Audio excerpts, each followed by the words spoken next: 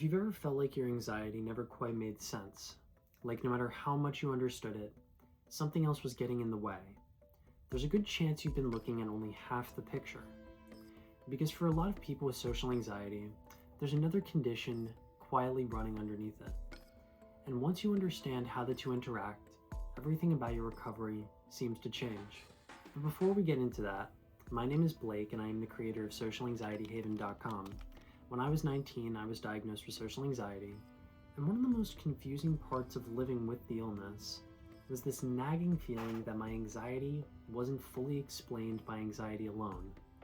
That something about the way my brain worked in social situations felt different from what I was reading about. It took me a long time to understand why. In this video, I want to walk you through the relationship between ADHD and social anxiety, what each one actually is, how one can quietly build the other, and what understanding the difference means for your recovery. Most people assume ADHD and social anxiety are completely separate things, and they are, but they produce behavior that looks almost identical from the outside, which is exactly what makes this so hard to untangle. ADHD is a difference in how the brain regulates attention, emotion, and stimulation. It's not a lack of effort or intelligence. It's a nervous system that takes in more information at once and has a harder time filtering what's most relevant in the moment.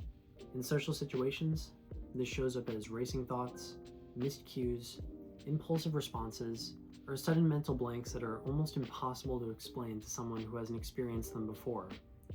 The struggle is real, but it isn't driven by fear. It's driven by how the brain is ultimately wired. Social anxiety is something different at the root. It isn't about how the brain processes information, it's about what the brain has learned to expect. The brain develops a conditioned response that people are potential threats, and that fear becomes automatic, and it fires before you've had a chance to think. Here's a simple way to see the difference. Imagine two people who both go quiet in a group conversation. The first goes quiet because the pace of the conversation moved too fast. Their brain couldn't filter and respond in time. The second goes quiet because they said something that landed strangely 3 minutes ago, and now they're convinced everyone in the room is quietly judging them for it. Both people are quiet, and the room sees the same thing. But what's happening inside couldn't be any more different, and the path forward for each of them looks completely different as well. But here's where things get important. ADHD and social anxiety don't just coexist. For many people, one quietly creates the conditions for the other to take root. Picture what it's like to move through your social world with ADHD. You're in a conversation and your attention drifts, not because you don't care, but because that's just how your brain works. You missed a shift in tone, a moment where the other person wanted you to respond. You see a flicker of confusion on their face, and your brain registers that, and it files it away. The next conversation, you're a little more alert to that possibility. You monitor more closely, and maybe you miss something again, and again, you see frustration. Over time, what started as a neurological processing difference starts to accumulate into something else entirely, a growing belief that social situations are where you mess things up. And that belief is the architecture of social anxiety. ADHD, through no fault of the person carrying it, can build that architecture piece by piece. This is the feedback loop that makes the combination of both so difficult to live with. ADHD creates social missteps. The missteps erode confidence. The eroded confidence generates fear.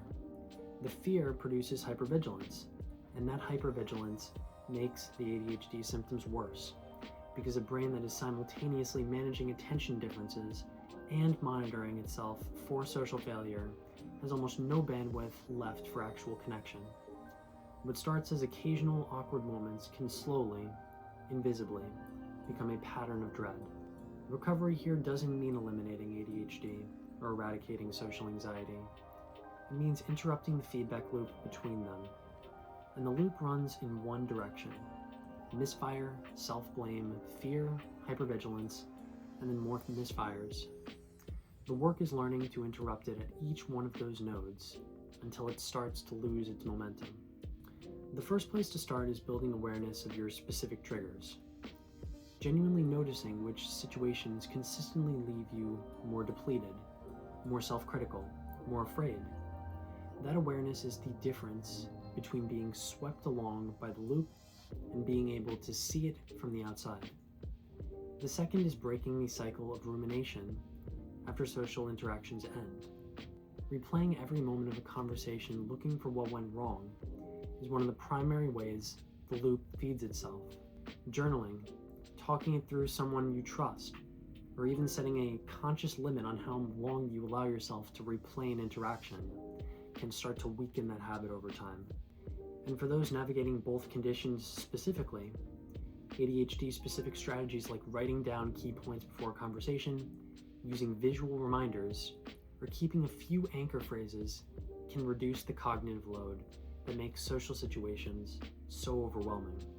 When your brain isn't spending all of its energy managing attention, it frees up space for actual connection rather than constant self-monitoring. So here's what I want you to take away from this. If you've been struggling socially for years and the explanations you've been given have never quite fit, it's worth sitting with the possibility that both things are true. You don't have to choose one explanation, and you don't have to fight the wrong thing anymore. Understanding what's actually driving your struggle is the most clarifying thing you can do for your recovery. Because once you see it clearly, you stop working against yourself, and you start working with what's actually there. If this video resonated with you, feel free to subscribe to the channel.